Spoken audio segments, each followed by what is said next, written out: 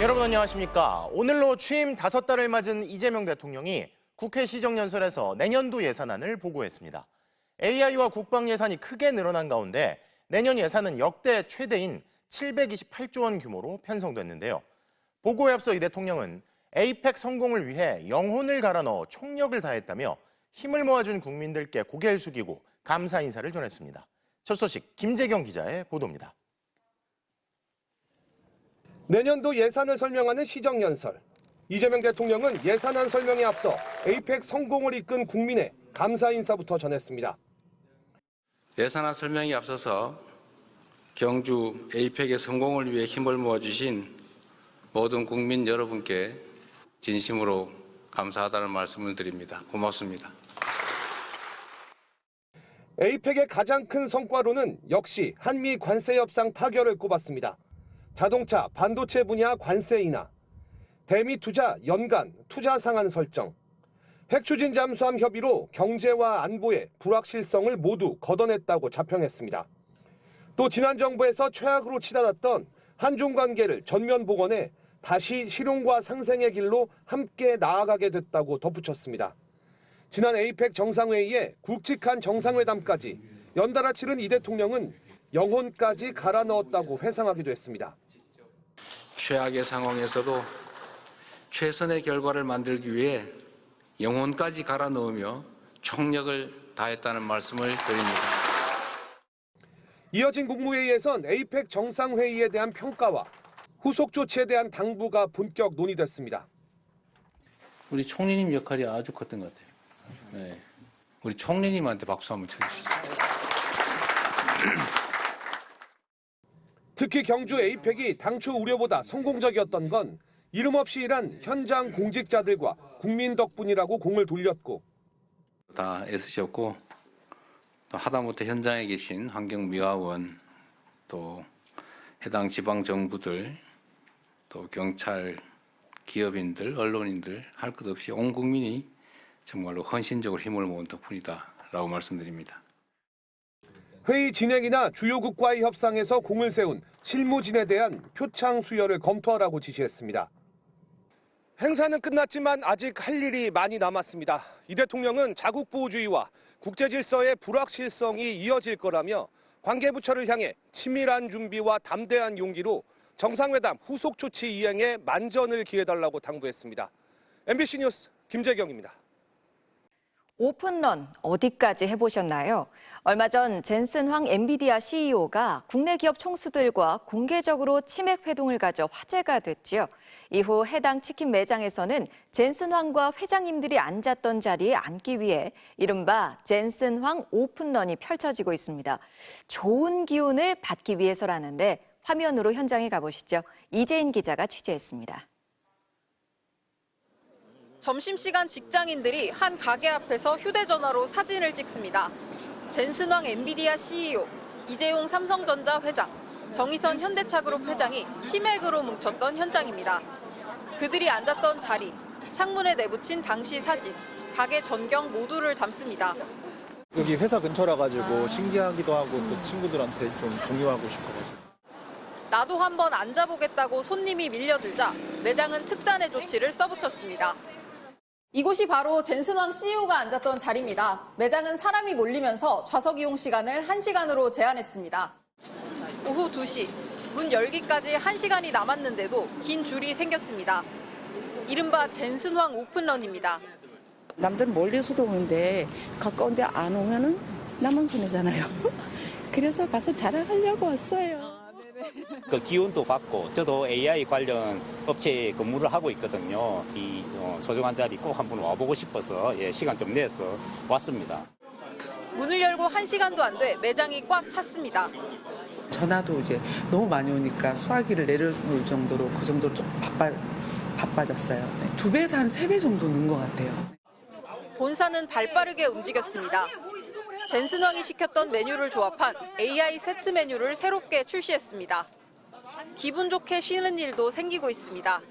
1호점인 본점은 주문을 감당할 수 없어 지난 주말 이틀간 문을 닫았고 가맹점 물량 확보를 위해 14개 직영점 영업도 일시 중단됐습니다. 젠슨황 효과는 치킨 너머로도 확산되고 있습니다.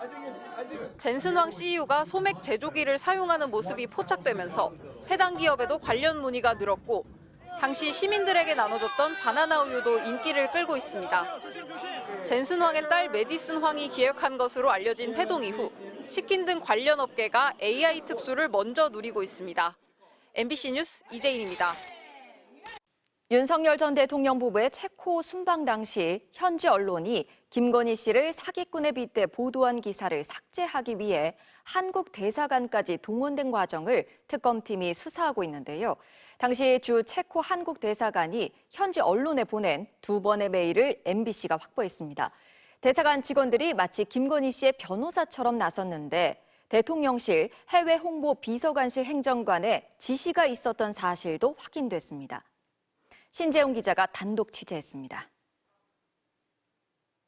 파벨 체코 대통령 부부 옆에 사기꾼.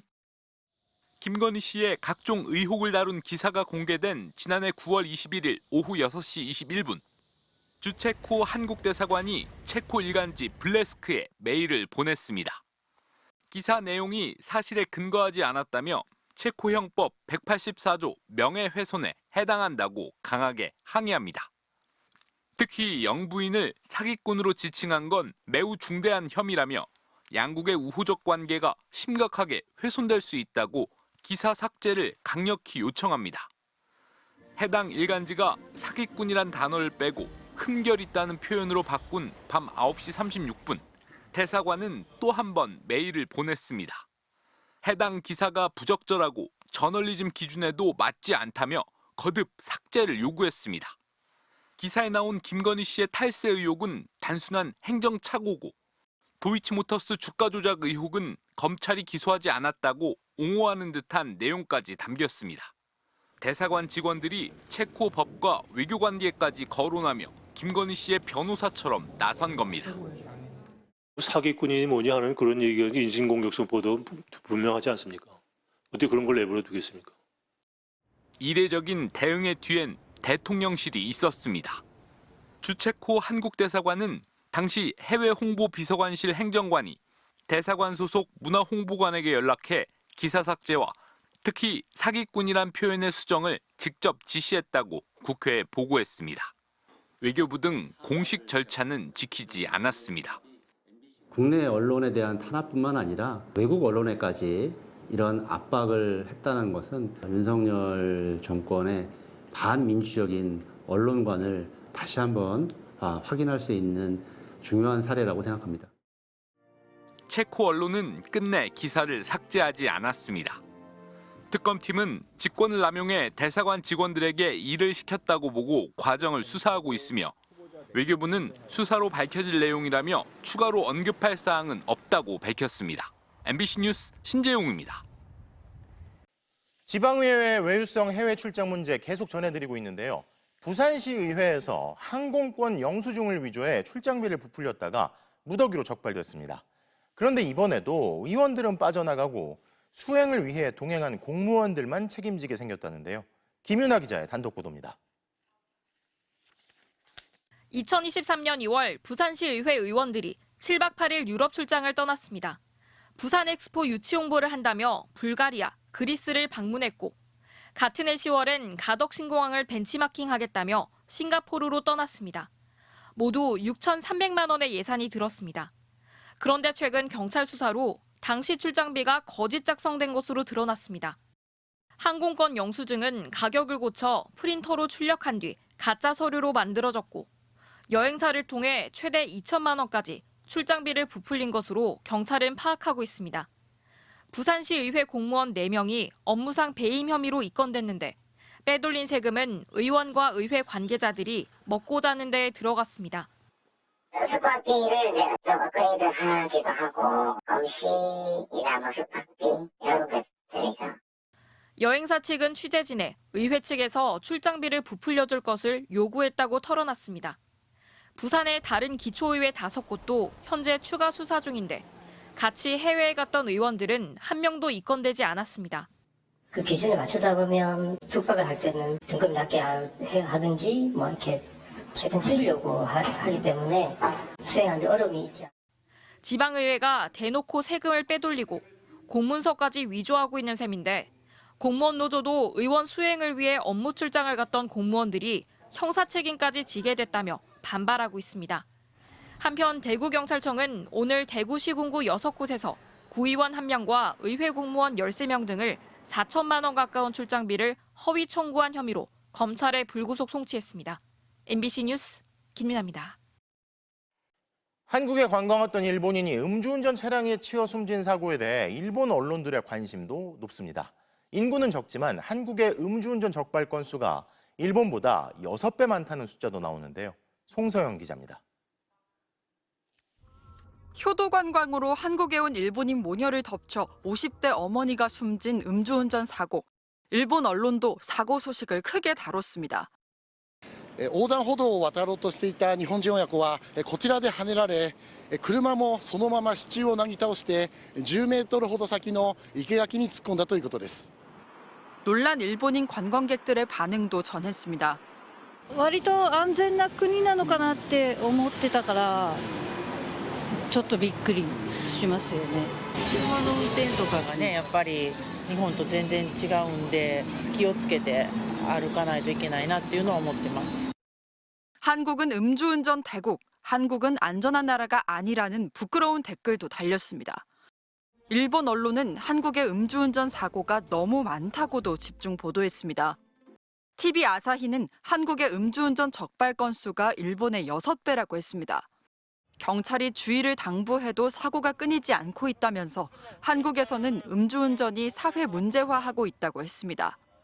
실제로 최근 5년간 음주운전 적발 건수를 비교해보니 해마다 한국이 일본의 대여섯 배였습니다.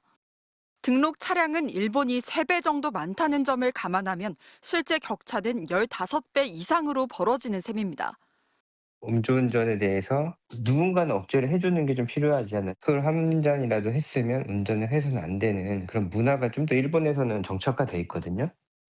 숨진 50대 여성 유가족은 내일 입국해 일본 대사관 측과 장례 절차를 논의합니다.